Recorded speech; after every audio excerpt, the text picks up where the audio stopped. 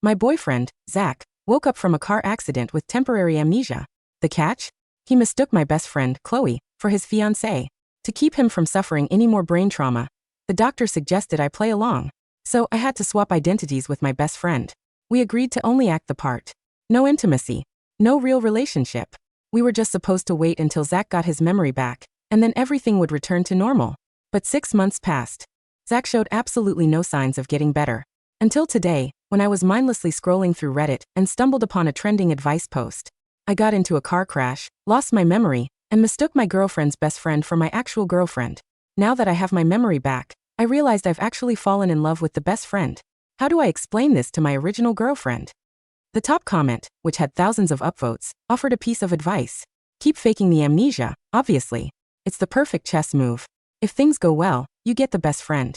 If you regret it later, you can just pretend you just got your memory back. The poster had liked that comment, and the username of the poster belonged to Zach. I looked up just as Zach and Chloe walked through the front door. He was carrying several grocery bags, following closely behind Chloe. When he looked at her, the adoration in his eyes was so thick it practically spilled onto the floor. As it turned out, Zach had stopped acting a long time ago. He had made the lie his reality. Nora, you're home so early from work today. Zach and I just went to the grocery store. I was thinking of making some chicken noodle soup. You love that, right? Zach stood behind her. He gave me a polite, distant nod, then turned and walked into the kitchen. Ever since Zach lost his memory, in order to not be separated from him, I had been forced to live here as a guest in their house. I was the actual legal girlfriend. Yet every single day, I had to choke down my jealousy and watch him pour his heart and soul into loving another woman. Every time I saw them holding hands or hugging in front of me, my heart felt like it was being shredded by a dull knife. I could only comfort myself over and over again in my head. Just wait until Zach gets his memory back. Everything will go back to how it was. I had endured this torture for 6 months. I didn't get his recovery. Instead, I got the devastating news that he had actually fallen in love with Chloe. Chloe followed my gaze into the kitchen, looking at Zach's busy back. She lowered her voice and whispered in my ear. I'm so sorry, Nora. I'm so useless. Zach still hasn't remembered anything. I looked down and let out a bitter laugh. She didn't know. You can never wake up someone who is pretending to be asleep. But don't worry, Chloe whispered, squeezing my arm. I'm keeping an eye on him for you. I won't let him do anything out of line. Yeah, I mumbled, my mouth tasting like ash. I actually just came back to grab something. I have to go out again in a bit. Just then, Zach called Chloe from the kitchen to help him. She immediately perked up and said, Go do what you need to do, Nora. By the time you get back, dinner will be ready. I stood frozen in the hallway. I watched Chloe walk into the kitchen, put her hands, which she had just used to peel garlic, right up to Zach's nose. Smell it. Do my hands stink? Zach lovingly kissed her fingers and smiled. Not at all. You smell perfect. They laughed and teased each other, looking exactly like a real, deeply in love couple. Everything before my eyes was the exact married life I had dreamed of for years. Except the female lead wasn't me. Maybe they thought I had already walked out the door. Zach suddenly asked, Has Nora been living in our guest room for 6 months now? Hasn't she found her own apartment yet? Chloe was taken aback. She stammered, Well, no. It's not safe for a girl to live alone. Plus, rent in this city is so expensive. Living with us makes her commute easier, and I feel better having her around. Why are you suddenly bringing this up? Zach kept chopping vegetables, his voice firm and unwavering. Tell her to move out. It's not convenient with the 3 of us living together. Every time I want to be intimate with you, I have to worry about a roommate being in the next room. Besides, I don't want you feeling uncomfortable in your own home. I was going to make that homemade pizza you love tonight. But the second you saw her, you changed it to soup because of her tastes. You're acting like a guest in your own house, Chloe. Chloe went quiet for a few seconds. Then she leaned in and kissed his cheek. That kiss felt like a poison needle stabbing directly into my chest. Back when this all started, Chloe had sworn to God that she would keep her distance from Zach. In front of me, she used to avoid him as much as possible. But I didn't know when it started. She had become so comfortable, so natural, with being physical with my boyfriend. I know you care about me, Chloe said softly. But let's talk about this later. It's not that easy to find a good apartment right now. Zach was already prepared. I had a friend look at 2 places last week. They're close to our place and very close to her office. Chloe had no choice but to agree. Fine. I'll talk to Nora when she gets back. My eyes burned with tears. I forced them back and looked around the apartment. I looked at every corner of this condo. A home I had designed and decorated piece by piece for our future wedding. After Zach's accident, my status changed from the owner of this house to a mere guest. All of my belongings had been packed up and shoved into the tiny guest room. In just 6 months, Chloe had completely erased every trace of my life here. And now Zach wanted me to pack my bags and get out. The sound of their laughter drifting from the kitchen made my ears ache. I took a deep breath, turned around, and quietly slipped out the front door. I didn't go back to the office. Instead, holding on to the absolute last shred of hope, I went to the hospital. What if that Reddit post wasn't Zach? What if he really hadn't recovered his memory? What if his feelings for Chloe were just a mistake, because his brain confused her with me? Zach Miller? Dr. Carter finally found his name in a thick stack of medical files. Oh yes. I called him 3 months ago for a follow-up. He told me he had completely recovered his memory. I remember it was right around Thanksgiving. I even congratulated him on getting his memory back just in time for the holidays. I froze. On Thanksgiving, Chloe's parents came to visit. Zach had personally driven to the airport, picked them up, and played the most polite, welcoming host. That exact same day, my parents flew into the city with heavy bags, excited to see us. But Zach claimed he didn't recognize them. He literally had the building security kick my parents out of the lobby. It was only then, when I couldn't hide it anymore, that I had to tell my parents that Zach had lost his memory in a car crash. My mom had sighed and comforted me. As long as he's alive, that's what matters. The doctor said it's just a matter of time. But back then, Zach already had his memory. He knew he wasn't Chloe's boyfriend. He knew damn well that I was the woman who had loved him for 4 years, the woman he was supposed to marry. Yet he still chose to welcome Chloe's parents and throw mine out onto the street. He was fully prepared to play the amnesia card for the rest of his life. Seeing me spacing out, Dr. Carter asked with concern. Is something wrong? Is he having complications? I shook my head, my voice hollow. No. I was just checking. I was worried the blood clot in his brain hadn't fully dissolved. Dr. Carter smiled. Don't worry. His scan was completely clear. He is 100% recovered. It won't affect your wedding plans at all. And it certainly won't affect your love life. 6 months ago, Zach was in a coma for a week. I took a leave of absence from work and stayed by his bedside for 7 days straight without sleeping. But the one time I went downstairs to pay the medical bills and asked Chloe to watch him for just 10 minutes, Zach woke up. No matter how much I explained, he insisted Chloe was his girlfriend. Back then, Dr. Carter had told me that because of the trauma, his brain couldn't handle any sudden shock. I know you love him, and I know you guys are getting married, the doctor had told me then. But give it 3 months. He will recover. It won't ruin your wedding. Who would have thought that life could be this cruel? Our wedding was never going to happen. As I took the elevator down, my mind was on overdrive, replaying everything Zach had done over the last 3 months. Now that I thought about it, his acting was actually terrible. I was just too blind, constantly using amnesia as an excuse to justify his behavior. Because I was so lost in my thoughts, I followed the crowd and accidentally got off at the OBGYN floor. By the time I realized my mistake, I had already walked quite a distance from the elevator. Just as I was about to turn back, I saw a familiar figure. Zach. Why was he here? Shouldn't he be at home making dinner with Chloe? I instinctively stopped outside one of the consultation rooms. The door was slightly ajar. Inside, the doctor's voice drifted out. You're pregnant. 8 weeks. Are you keeping the baby? Before Chloe could even answer, Zach burst out eagerly. Yes. Yes, we are keeping it. Zach was holding the ultrasound scan in his hand. He couldn't wait another second. He pulled Chloe into his arms and hugged her tightly. Did you hear the doctor, Chloe? We're having a baby. He was already starting to plan. Before you start showing, we need to go to City Hall and get married. We need a wedding. I'll call my parents tomorrow. It's a bit rushed, and I'm sorry if it feels sudden. But I promise you, I will give you everything. You won't miss out on a single thing. Zach had his back to the door, but Chloe was facing it. Her eyes locked right onto mine. Seeing my expressionless face, she went deathly pale. She shoved Zach away. Zach followed her gaze and turned around. The moment he saw me, a flash of panic crossed his eyes. Nora? Aren't you supposed to be at work? Why are you at the OBGYN? I didn't answer his question. My eyes were glued to Chloe. I asked the obvious.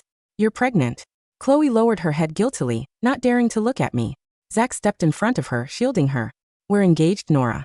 Things got passionate in bed and we didn't use protection. It's perfectly normal to get pregnant. I let out a self-deprecating laugh. I didn't know if I was answering him or just talking to myself. Right. You two are the engaged couple now. On the drive back, Chloe sat next to me in the back seat, staring at her feet without saying a single word. Zach in the driver's seat was on high alert. He kept checking the rearview mirror to watch me. It was as if he was terrified I would do something to his precious Chloe. But I just looked down at my phone and replied to the HR manager at my company. I accept the transfer. I will go to the Italy branch as the lead engineer. During the mid-year meeting, the corporate headquarters had decided to expand into the European market, selecting engineers from local branches to support the launch. Coincidentally, I was the only engineer in my branch who had minored in Italian in college. Before, even when I thought Zach had amnesia, I couldn't bear the thought of a long-distance relationship. But between my career and Zach, I had chosen him once. From now on, I was only making decisions for myself. When we got back to the condo, I realized why they had gone to the hospital in the first place. Chloe had started vomiting violently while making dinner.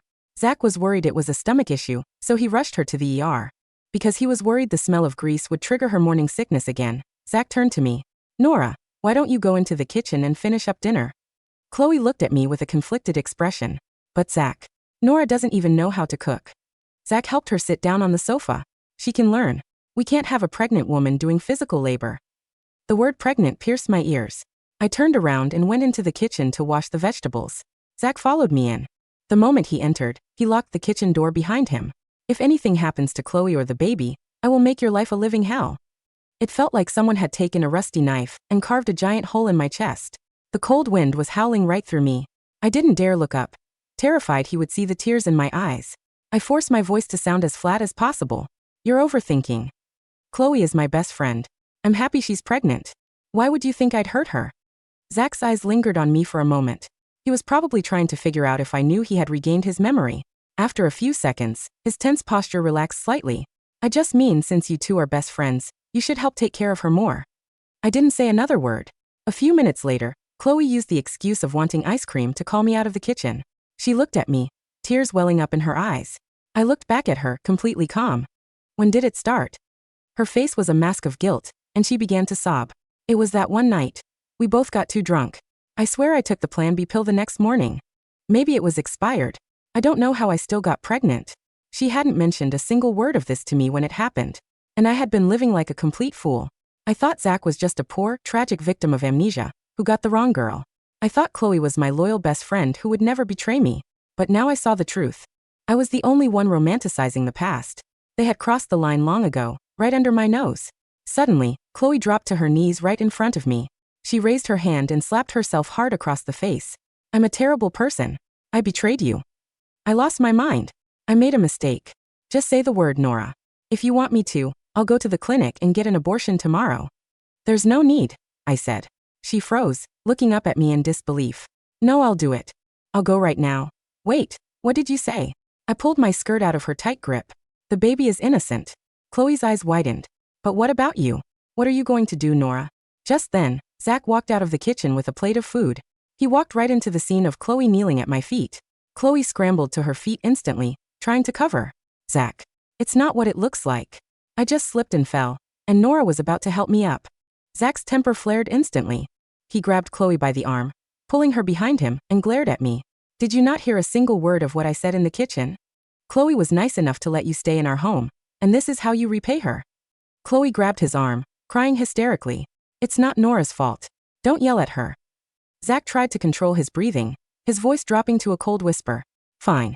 I won't argue about what just happened. But you are moving out of my apartment today. Chloe is pregnant. It's not suitable for an outsider to live here anymore. Chloe's body went rigid. She turned her head slowly, looking at me to see my reaction. Okay, I said. Without a single second of hesitation, I went into the guest room and started packing my things. As I dragged my suitcase to the front door, Chloe held onto my hand, whispering, Don't worry, Nora. I'll convince Zach to let you move back in tonight. No need, I said, pulling my hand away. The moment I stepped out of the apartment building, I dialed my real estate agent. I want to sell my condo. Cash buyer preferred. As fast as possible. Zach had played the amnesia card for so long, he seemed to have forgotten something very important. This condo was bought in full by my parents as my wedding gift. The night air outside the apartment building was biting cold, but the chill against my face felt clean. It was the first honest sensation I had felt in 6 months. I walked 2 blocks down the street, sat on a bench under a flickering street lamp, and waited for my real estate agent, Marcus, to call back.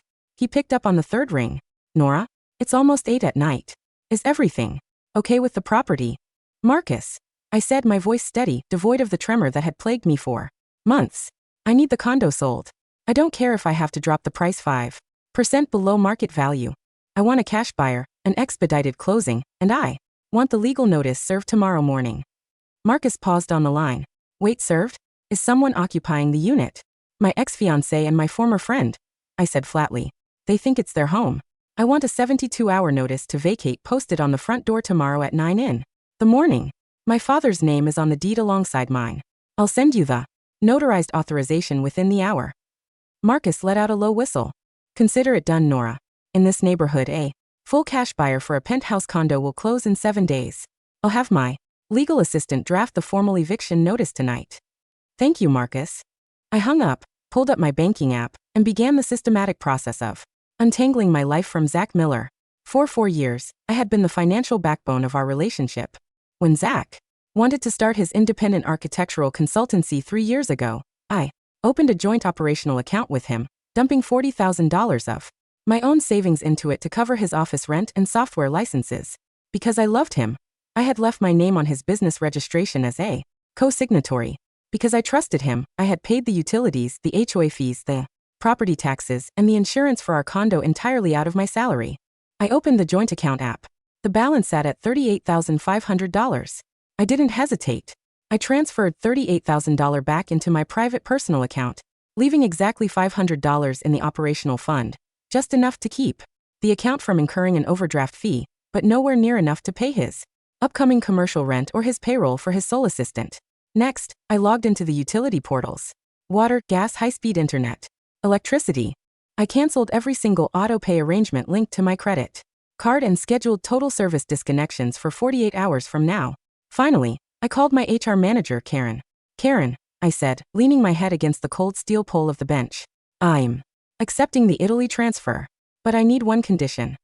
Name it, Nora, Karen replied instantly. Headquarters is eager to get you to Milan. I need my relocation stipend advanced tomorrow morning, and I need 3 days of emergency administrative leave starting now to clear my personal affairs. I'll approve the leave in the system within 10 minutes, Karen said.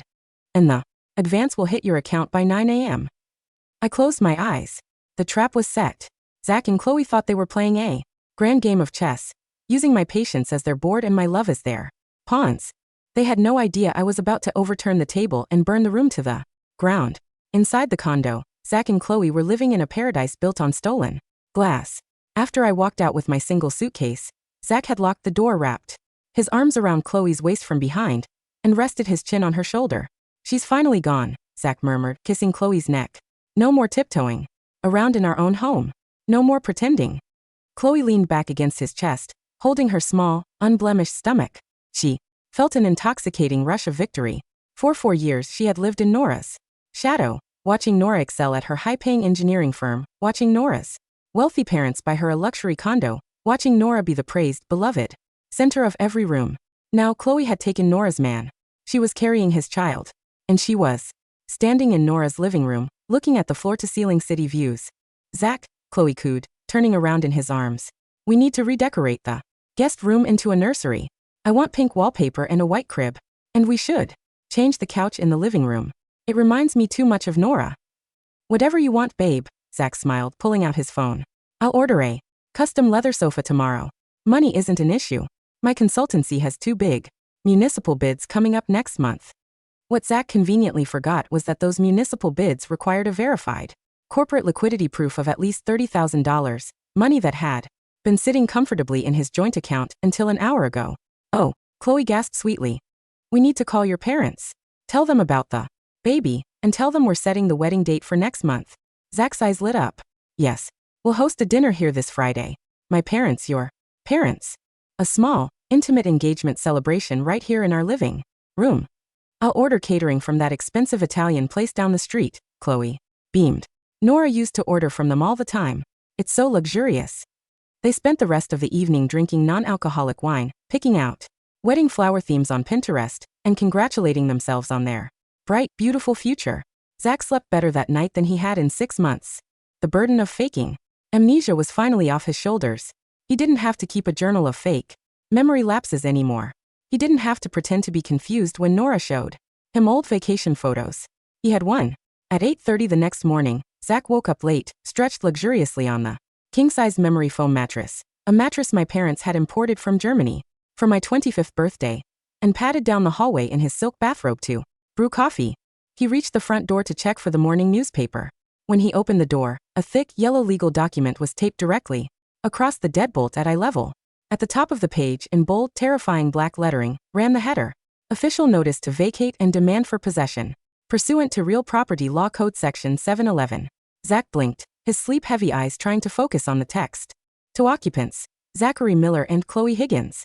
Please take notice that the legal title owners of property located at Unit 14B, Nora Vance and Arthur Vance, hereby demand that you vacate and surrender possession of the premises within 72 hours. Zach's blood ran cold. His hand began to tremble as he ripped the paper off the door. What is this? He muttered, his voice cracking. This is my house. He scrambled to his phone, pulling up his banking app to check his personal savings, intending to call a lawyer. Instead, his eyes caught the red notification banner on his business operational account.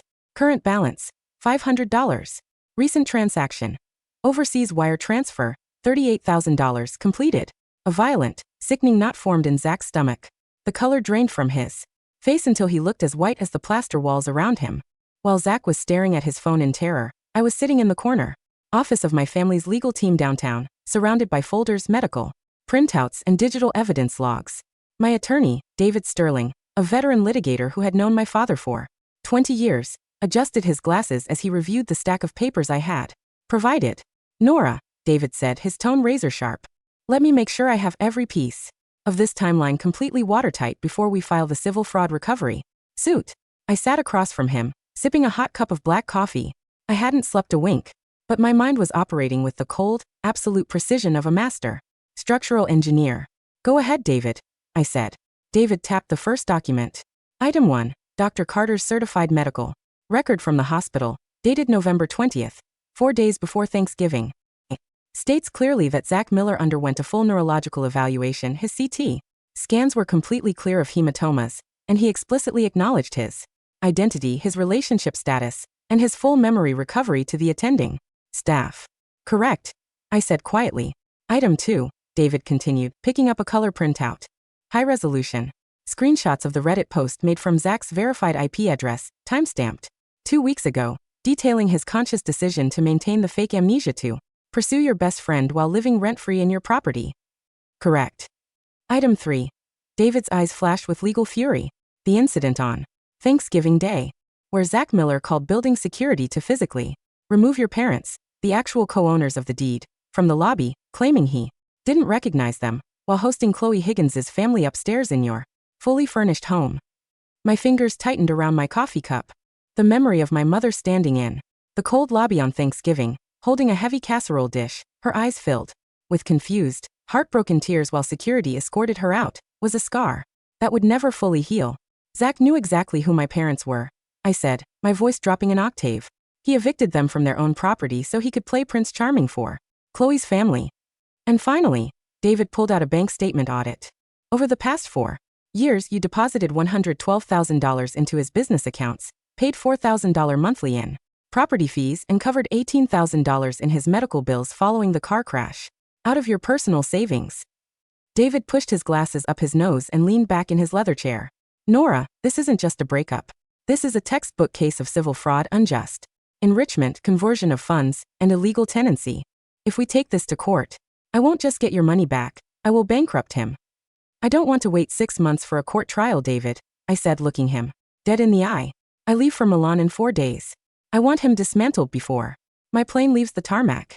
David smiled, a slow, predatory smile of a top-tier litigator who had just been handed an airtight case. Then we won't wait for a trial, David said, pulling out his pen. We will execute a personal, public, and legal surrender at his engagement dinner on Friday night. By Friday evening, the condo on the 14th floor had turned into an pressure cooker of silent panic. Zach had spent the last 2 days desperately trying to reach me. He called my phone 90 times. He texted me hundreds of frantic messages. Nora, where are you? What did you do to the business account? Nora, call me back. The utilities are acting weird. The internet got shut off today.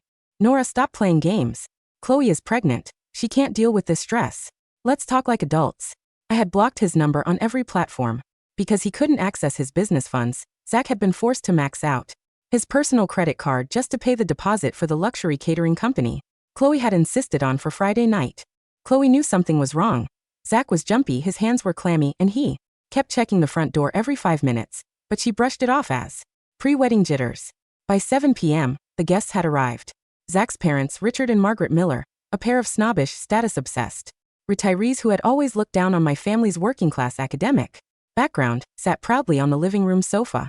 Chloe's parents, George and Susan Higgins, sat beside them, beaming with pride, as they held ultrasound photos of their upcoming grandchild. "Oh, Zach, darling," Margaret Miller purred, holding a glass of expensive Cabernet. "This apartment is simply stunning. The city view is magnificent. I always knew you'd make something grand of yourself." Zach forced a tight, sickly smile, his neck sweating profusely inside his tailored collar. "Thanks, Mom. Yeah, it's a great place." "And Chloe," Susan Higgins cooed, patting her daughter's hand. "You look radiant. It's such a blessing that you two found each other after that tragic situation with Nora." Chloe gave a modest, innocent smile, leaning her head against Zach's arm. "Thank you, Mom. Nora was, well, she just wasn't the right fit for Zach. A woman needs to know how to make a home cozy, you know? She was always so focused on her career." Here, Richard Miller chimed in, raising his glass. "A career woman never makes a good wife. You're a much better match for our boy, Chloe." Ding dong. The doorbell rang. Chloe perked up instantly. "Oh, that must be the dessert catering. I ordered custom chocolate truffles." Zach stood up, wiping the sweat from his forehead. "I'll get it." He walked over and pulled the front door open. Standing in the hallway was not a delivery driver holding chocolate truffles. It was me. I stood in the doorway wearing a tailored, double-breasted navy blazer, dark trousers, and crisp Italian leather heels. Beside me stood David Sterling, holding a heavy black leather briefcase, flanked by 2 uniformed county sheriffs, deputies, and a professional locksmith carrying a heavy tool bag. The atmosphere in the living room froze instantly. Zach took 2 steps back, his voice pitching high in sheer terror. "And Nora? What is this?" Inside the living room, Margaret Miller's smile vanished. "Nora? What are you doing here? You don't live here anymore." I didn't answer her. I didn't even look at her. I stepped smoothly past Zach into the center of the living room, my heels clicking sharply against the hardwood floor. David Sterling and the 2 sheriff's deputies followed right behind me. Chloe scrambled to her feet, her face turning pale. "Nora, this is a private family dinner. You can't just barge in here with cops." David Sterling opened his leather briefcase with a crisp, loud snap. "Good evening, everyone." David's voice echoed like an iron bell through the high-ceilinged room. "My name is David Sterling, senior partner at Sterling and Vance Legal. I am representing Miss Nora Vance and her father, Professor Arthur Vance, the sole, exclusive legal owners of this property." George Higgins stood up angrily. "What nonsense is this? This is my son-in-law's apartment. Is it?" David pulled out a certified copy of the property deed and held it up in front of George's face. "Feel free to read lines 1 and 2, sir. The title is 100% registered under Nora Vance and Arthur Vance. Zachary Miller's name appears nowhere on this document, nor does it appear on the mortgage because there is no mortgage. It was paid in full in cash by the Vance family." Margaret Miller gasped, her face flushing bright red as she whipped her head toward her son.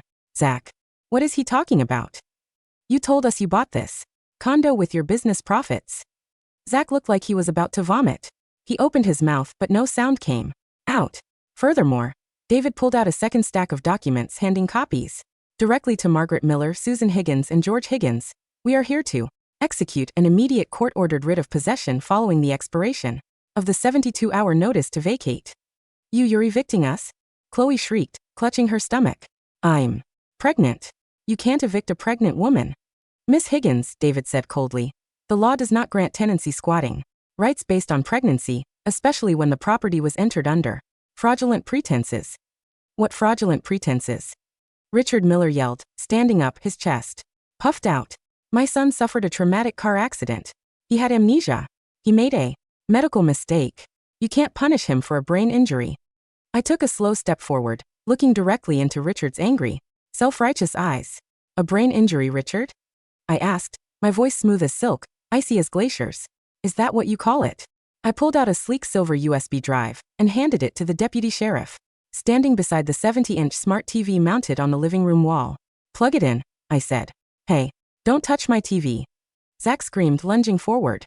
The deputy sheriff placed a heavy, gloved hand squarely on Zach's chest, shoving him firmly back onto the couch. "Sit down, sir. Do not interfere with officers executing a court order." The TV screen flashed to life. Audio played through the room's high-end surround sound system, the exact audio. Recording from Dr. Carter's office, crisp and clear. Dr. Carter. Zach Miller? Oh yes.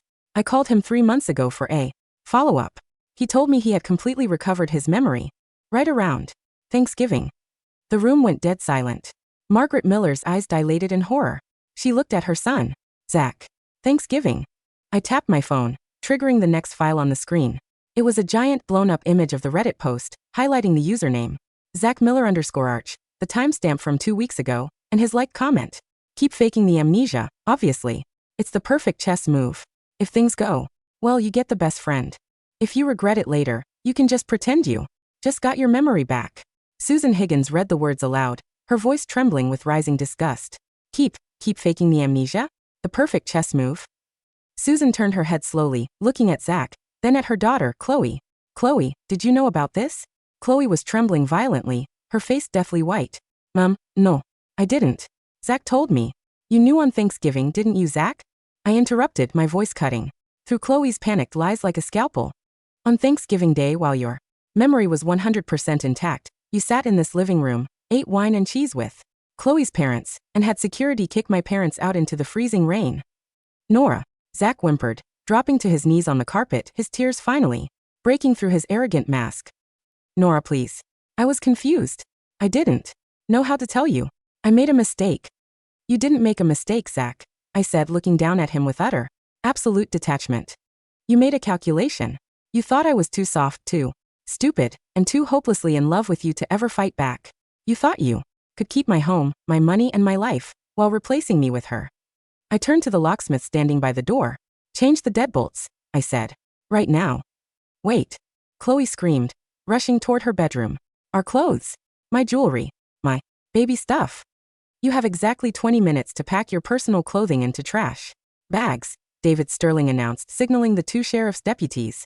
Every piece of furniture, every appliance, every piece of art, and every utensil in this condo was purchased exclusively via Miss Vance's bank accounts. They remain on the premises. 2 professional movers, who had been waiting in the hallway, marched into the living room holding heavy moving blankets and cardboard boxes.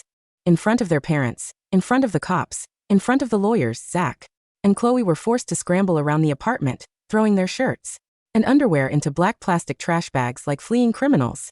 By 9:30 p.m., the grand engagement dinner had transformed into a humiliation slaughterhouse. Margaret and Richard Miller stood in the hallway outside the condo, surrounded by 4 black trash bags containing their sons' clothes. George and Susan Higgins were standing near the elevator, their faces red with absolute embarrassment, completely refusing to look at Chloe. Zachary, George Higgins said, his voice cold and trembling with rage.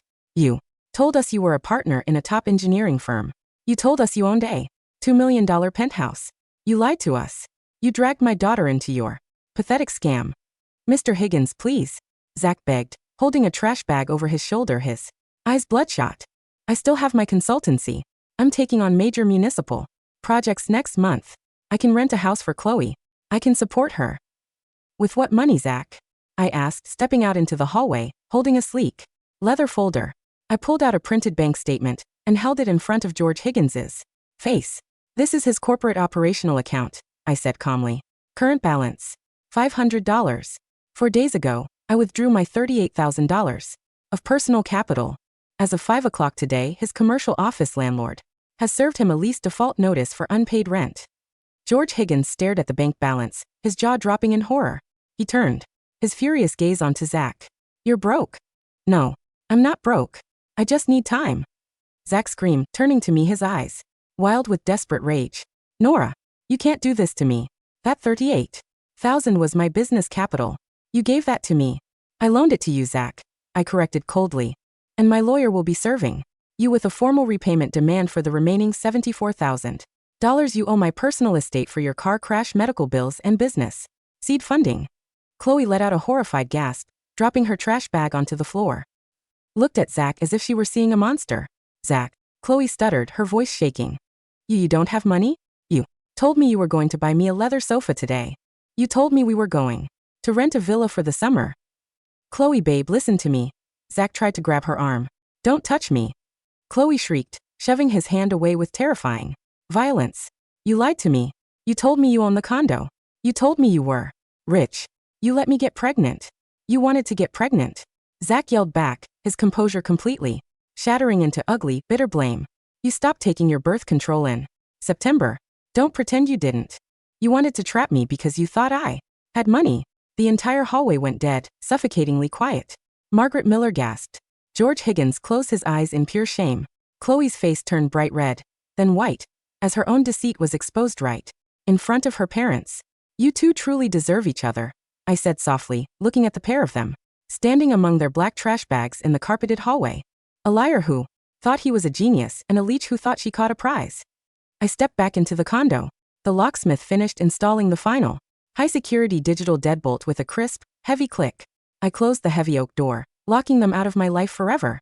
The next morning, the consequences of Zach's actions spread like a wildfire through his professional and social circles. I didn't have to leak anything myself. The moment George Higgins realized Zach was broke and facing massive legal lawsuits, he wanted to distance his family name from the scandal as fast as humanly possible. He called every mutual friend, every local business associate, and every member of their social circle to tell them the truth. That Zach Miller was a fraud who had faked amnesia to squat in his ex-fiancée's luxury condo while broke. By noon, the Reddit thread had been linked directly to Zach's professional LinkedIn profile by an anonymous user in the local engineering forum. The thread went viral within our city's corporate community. The comments under his professional posts were brutal. Is this the same Zach Miller who faked amnesia for 6 months to sleep with his girlfriend's best friend while she paid his medical bills? Imagine hiring an architect who can't even remember who owns the house he lives in. Fraud alert.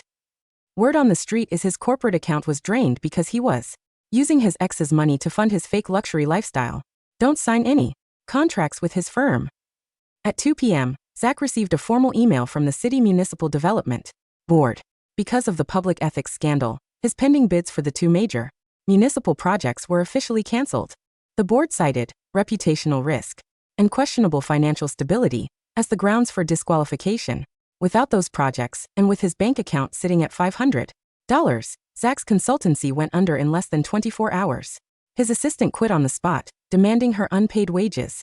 His commercial landlord changed the locks on his office suite, seizing his computer equipment to cover 3 months of back rent. By Friday afternoon, Zach Miller was jobless, homeless, drowning in over $100,000 of legal debt, and living on his parents' living room sofa in a cramped suburban house 50 miles outside the city. If Zach's life was a nightmare, Chloe's was a living hell. When she returned home to her parents' house, her father refused to let her bring her luggage inside until she agreed to talk about her future.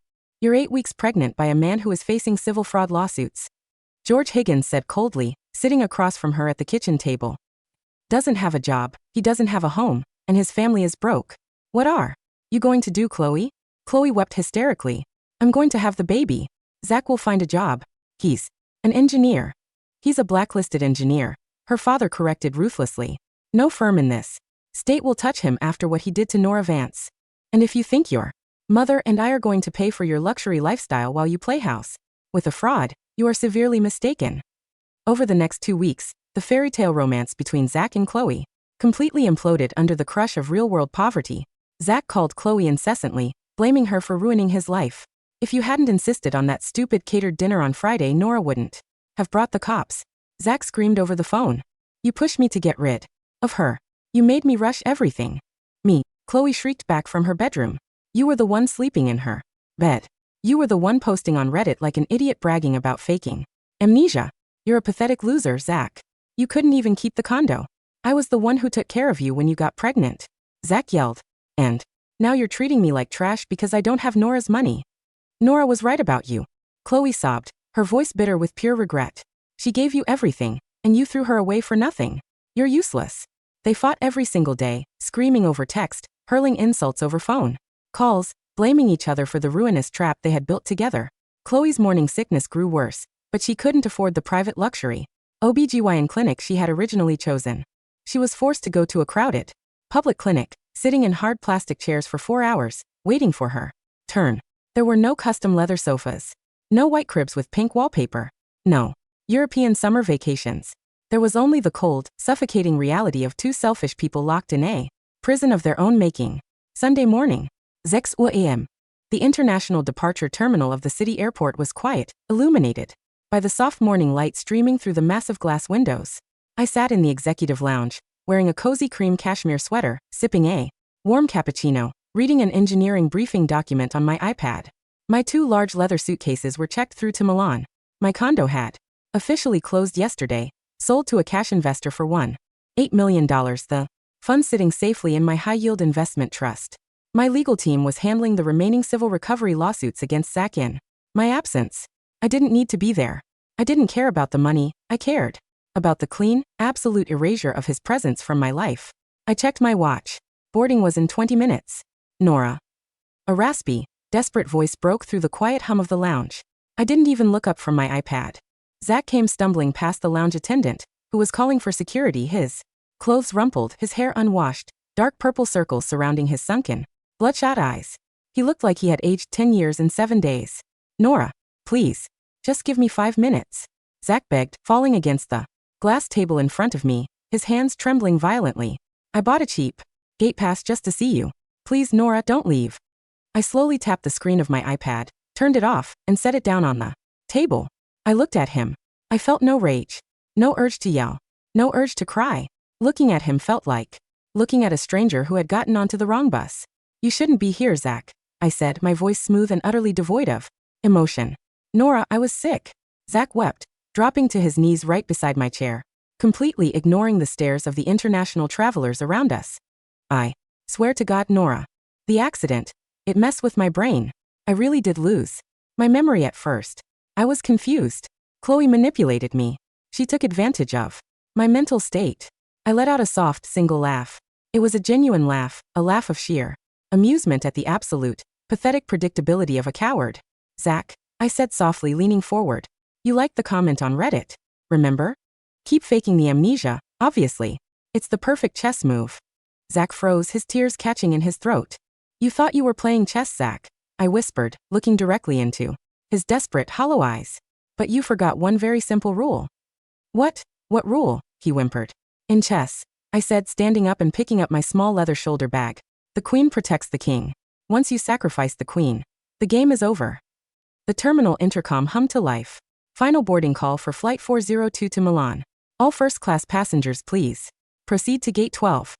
I adjusted my coat, picked up my passport, and stepped past him without a second glance. Zach reached out, his hand trembling in the air, trying to grab the hem of my coat. Nora, please. I love you. I've always loved you. Chloe means nothing to me. I'll tell her to get an abortion. I'll never see her again. Just take me to Italy with you. I stopped, turned my head slightly, and offered him one final, cold, beautiful smile. Keep acting, Zach, I said softly. Maybe one day, you'll convince yourself.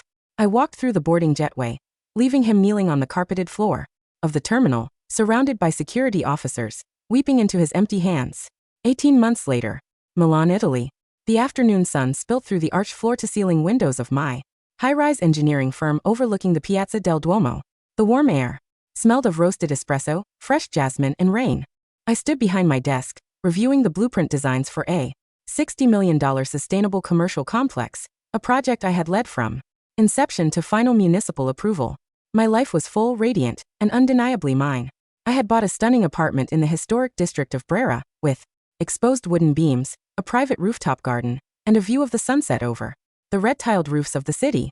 I had built a new circle of brilliant, loyal friends, engineers, architects, and artists who valued integrity, passion, and truth.